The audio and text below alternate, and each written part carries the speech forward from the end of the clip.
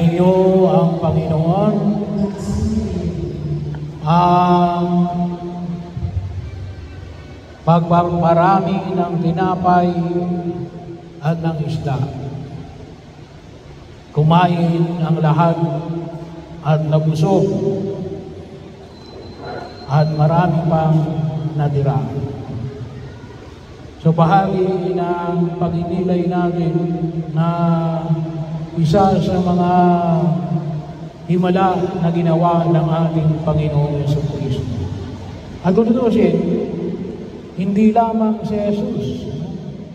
Ito'y himala rin ng Diyos na nakita natin sa unang pagbasa sa aklat ng mga hari sa panahon ni Propeta Eliseo, na nagpapahayag sa atin ng mga paanyaya na nais natin pagkilay-nilayan para sa linggong ito. Tatlo.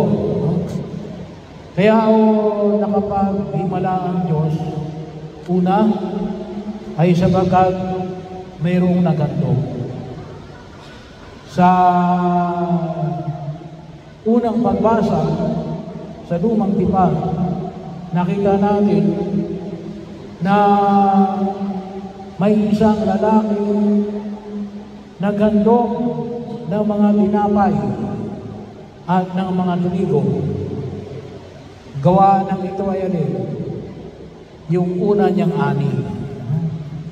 Para sa mga Hudyo, yung unang ani, yung tawagin natin ay first fruit of labor, ay inihahandog sa Diyos. Kaya ito yung ginawa noong lalaki na kanyang ibinigay kay Eliseo. At sinabi niya namang hiyain sa mga tao na naroon. Pero sabi nga, hindi kakasya ito.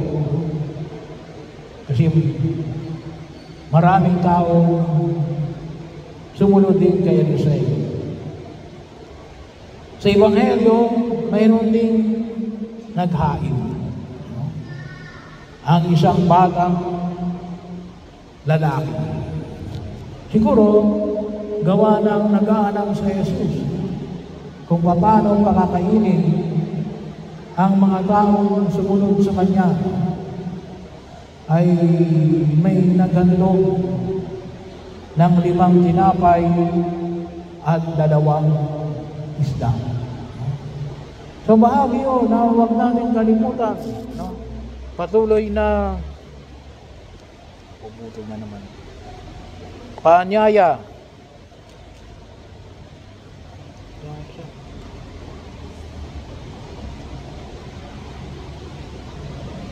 yung isang mic.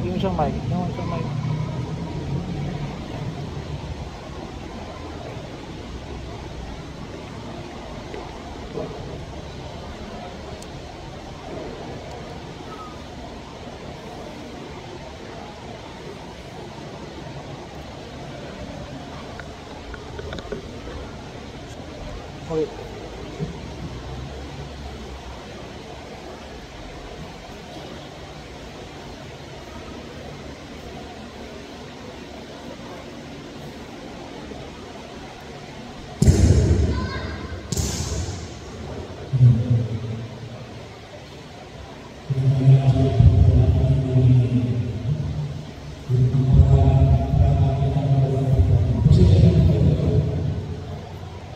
So bahagi yun ng pagkilos natin. May naghandog bilang pagpapasalamat. Yung una niyang ani at ang bata na may dalang 5 tinapay at 2 isda.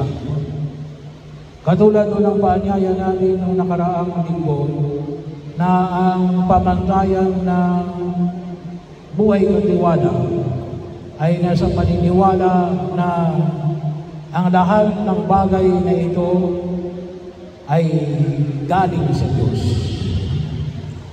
Kaya tayo nakapaghahandog. At paminsan pag sinabi ng ibang, maghandog ka, ikaw ay pagpapalain ng Diyos. Sinasabi ko sa inyo, yung kayong nakapaghandog, pinagpapala na ng Diyos. Kasi mayroon kayo Hindi sa pagpapalain pa kayo ng Diyos. Yung paghahandog ninyo ay pagpapasalamat. Kasi mayroon kayo Kung wala kayo, wala kayong may hahandog. Kaya bahagi yun ang pamantayan nawa na maging bahagi ng ating pagkilos sa pagkilala ng lahat ng ito'y galing sa Diyos ay ang pusong puno ng pagpapasalamat. Kaya huwag mo natin kalimutan yung mga naghahandog ay pinagpapala na ng Diyos. At yun ang pangalagaan natin at pangatawanan. At sana po tayo ay palaging puno ng pagpapasalamat, pagkilala sa biyaya ng buong may kapal. Yung mga taong hindi nila nakikita yung kanilang biyaya, anong palagi? Palaging kulang. Palaging kulang. Kaya sana mapuno tayo ng pagpapasalamat. Pangalawa, yung dakilang biyaya na himala ng Diyos sa pagpaparami ng tinapay at ng isda ay mga biyaya na kinikilala natin. Ang Diyos ay ang Diyos na nagpaparami. Nais tayong busugin. Nais ng Diyos na tayo ay magkamit ng mga bagay na kailangan natin. Lalong-lalo na sa banal na Eucharistia. Inihahandog ni Jesus ang kanyang sarili bilang pagkain natin. Huwag natin kalimutan. Kaya nga inuulit-ulit na kapag walang handang, tumanggap kayo ng komunyon. Alam niyo naman yung dalawang handang kasalanang malaki. Alam niyo naman yung 10 utos ng Diyos. Kapag nilabag yung isa sa mga 10 utos ng Diyos, kasalanang malaki. Yung mga hindi kasal sa simbahan, huwag na muna kayong magkomunyon. Ano yung pwede niyong gawin? Spiritual communion. Na kahit na nandyan kayo sa inyong mga luburan, magdasal kayo, Panginoon. Alam niyo naman na gusto ko kayong tanggapin sa anyo ng tinapay at ng alak. Pero gawa ng sitwasyon na kinabibilangan ko ay hindi ko magawa ngayon. At kapag ninais ng Diyos, walang imposible sa Diyos. Kapag ninais ng Diyos na ipagkaloob sa inyo ang biyaya na ipinagkakaloob ng mga pumipila para tanggapin ang katawan ng dugo ni Kristo, ay pwedeng ipagkaloob sa inyo ng Diyos. So, bakit huwag kayong magkomunyon? Kasi yun ang turo ng simbahan, lalo lang kayong magkakasala. Pero, hindi yun handang para hindi nyo tanggapin sa Jesus. Kaya din yung gawin yung tinatawag natin spiritual communion. Pero yun, nanais ng Diyos. Nais na tayong busugin. Hindi lamang ang ating mga tiyan, kundi ang ating espiritu. Pangatlo, makita natin na maraming taong sumunod kay Jesus kasi galing sila sa iba't ibang bahagi ng Israel. Nagkataon na yun ay malapit sa piyesta ng mga Hudyo, yung tinatawag natin Passover feast. So ibig sabihin, yun yung pagsasariwa ng kanilang pagpapasalamat sa biyaya ng pagliligtas ng Diyos sa Ehipto. So, pero ibig sabihin, galing sa malalayong lugar. Pagkatapos ng piyesta ng pagkasaliwa ng kanilang pagpapasalamat sa biyaya ng pagkaligtas sa kanila sa Egypt, sila'y babalik sa kanilang mga lugar. So sila ay pinakain ni Jesus para rin magbigay ng lakas sa kanila. So bahagi mo, o minsan sinasabi natin, gusto mo bumain pero hindi ko magawa. Mahirap talagang bumain kung ang pagbabasihan lamang natin ay ang sarili nating kakayanan. Kung minsan sinasabi na ng iba, yung ebanghelyo natin kahapon, sabi nga, mahirap magpakabuti kapag ginagawan ka ng masama.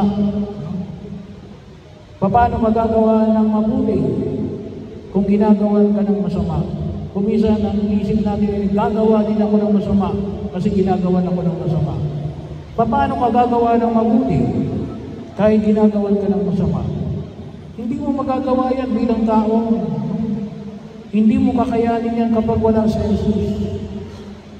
Kaya ka lamang makagagawa ng mabuti kahit ginagawan ka ng masama. Bakit? Kasama mo si Jesus. Kaya, saan tayo kumuha ng lakas? Sa banal na Eucharistia.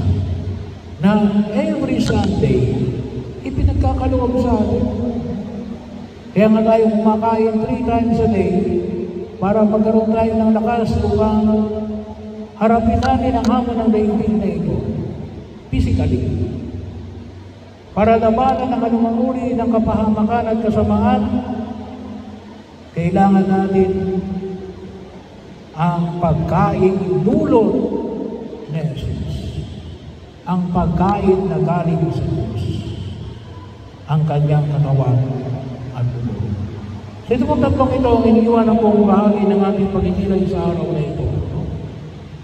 Tayo nawa ay mapuno ng pagpapasalamat sa ating mga inihahandog upang mas makita natin ang mga himala na ipagkakaloob ng Diyos sa atin. Lalong-lalo na ang himala ng pagkanarito sa anyo ng tinapay na nagbibigay ng buhay na ganap at ng buhay na walang hanggan. At upang magbigay sa atin ng lakas, upang harapin natin bilang mga tagasunod ni Kristo ang hamon ng daigdig na ito.